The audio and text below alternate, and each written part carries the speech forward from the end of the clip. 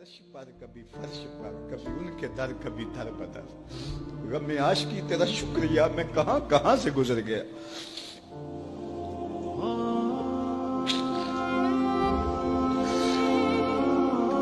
یہ میری خوش قسمتی کہ میں حضور کا امت ساری زندگی اس کا شکریہ ادا کرتا رہوں تو کہ شکر ادا. ہم حضور کے امتی نبی انتظار کرتے رہے, نبی منتظر رہے. حضرت عیسیٰ نے تو نام بھی بتا دیا, لوگوں میں جا رہا ہوں چلو نام بھی بتا دیتا ہوں, میرے بعد جو آنے والا اس کا نام احمد ہوگا. نبی انتظار کرتے رہے, 12 نبیوں نے انتظار کیا حضور کی امت میں ہونے کے لیے تمنا کی. نستورہ راہب انتظار کرتا رہا, بحیرہ راہب انتظار کرتا رہا, زندگیاں گزار دی انہوں نے. سلمان فارسی کی کہانی سنو, مجوسی کے بیٹے تھے, حق کی طلب میں نکلے, باپ نے گھر سے نکال دیا.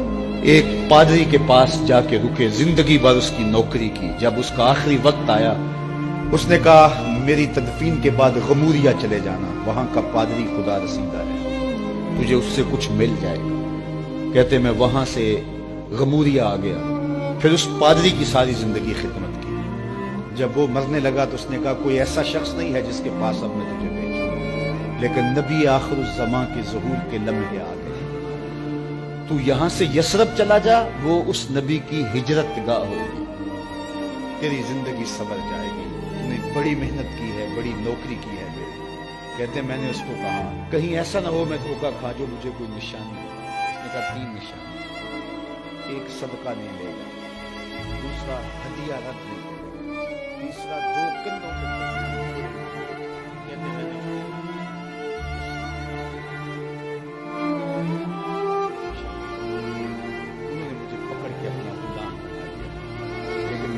مہربانی نہیں کی کہ مجھے بیچا جا کے مدینے. ایک یہودی نے مجھے خرید لیا, میں اس کے باغ میں گوڈی کرتا تھا, کام کرتا تھا, کھجوریں توڑتا تھا, لیکن میں انتظار میں تھا کہ کبھی وہ نبی آخر زمان آئے تو مجھے دی دے. کہتے ہیں ایک دن میں اپنے باغ میں کھجوریں توڑ رہا تھا کہ ہواؤں میں مستی پیدا ہو گئی اور ہر سمت سے طلع البدر علینا کی صدائیں گونجنے لگی.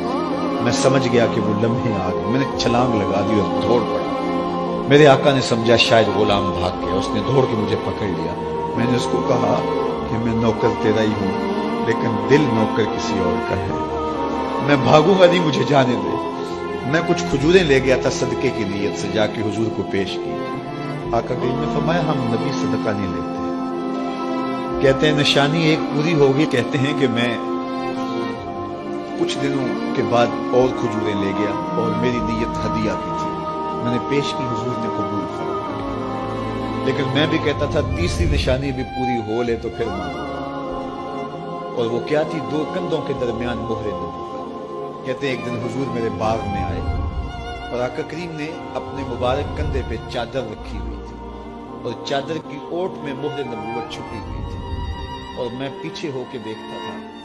اور میری آرزو یہ تھی کہ کوئی تیز جھونکا ہوا کا آئے اور چادر ہٹ جائے اور میں مہر نبوت کی زیارت کروں. حضور میرے ارادہ قلب سے آگاہ ہوئے. فَأَلْقَى إِلَيَّ نِدَاءَ, حضور نے چادر اتار کے میری جانب